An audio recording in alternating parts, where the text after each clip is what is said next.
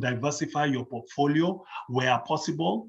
However, and this is something that I think is important to note, when you are starting out as a small investor, do not diversify too much.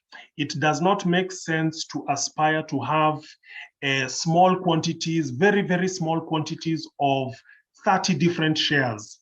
It's necessary to diversify, but to a limited extent, where you're having maybe 3, 4, 5 different good shares that have enabled you to diversify and not have all your eggs in one basket.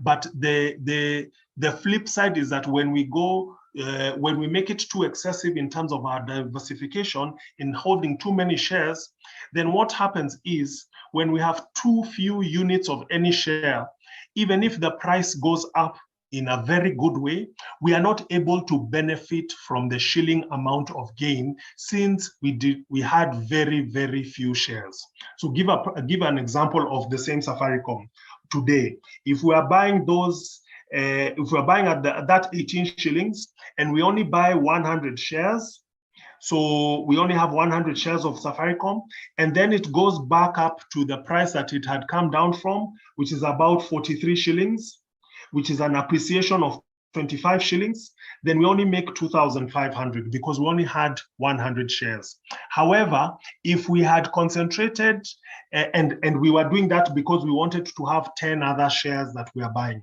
However, if we concentrated and we said we're only concentrating on 3 or 4 shares on the securities exchange, and then we were able to buy, because of that concentration, we were able to buy 1,000 shares of Safaricom, then it went up from the same 18 shillings to 43. Instead of making 2,500 when we had 100 shares, we would now be making 25,000 in profit from the 1,000 shares.